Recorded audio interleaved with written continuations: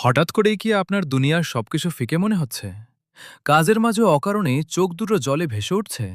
সাবধান, হতে পারে এটি কোনো সাধারণ অনুভূতি নয়, বরং মহান রব্বুল আলামিনের তরফ থেকে আসা শেষ সতর্ক সংকেত। মৃত্যু আমাদের জীবনের এক চরম ও অনিবার্য সত্য, কিন্তু পরম করুণাময় আল্লাহ তাআলা এতটাই দয়ালু যে বান্দাকে শেষ নিঃশ্বাস ত্যাগের আগে সচেতন হওয়ার জন্য কিছু অলৌকিক ইশারা দিয়ে থাকেন। আপনি কি নিজের মধ্যে এই তিনটি লক্ষণ খেয়াল করেছেন?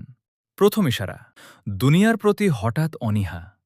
টাকা পয়সা, লোক দেখানো সম্মান কিংবা পার্থিব কোনো মহিলাই আর আপনাকে আকর্ষণ করে না।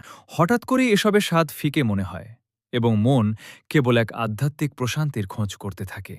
দ্বিতীয় ইশারা, নির্জনে অকারণ চোখের পানি।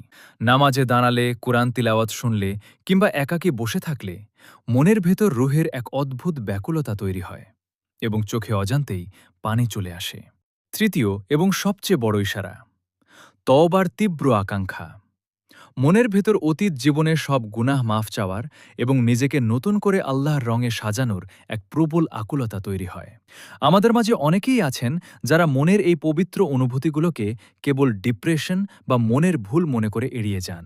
কিন্তু ভুলে যাবেন না, কোরআনের ঘোষণা অনুযায়ী কেউ জানে না আগামীকাল সে কি অর্জন করবে এবং কেউ জানে না কোন জমিনে তার মৃত্যু হবে।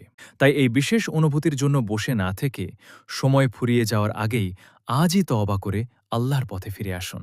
আসুন, সবাই মিলে রব্বুল আলামিনের দরবারে হাত তুলি। হে আল্লাহ, আমাদের দুনিয়ার মিথ্যা মায়া ত্যাগ করে আপনার সন্তুষ্টির পথে চলার তৌফিক দান করুন।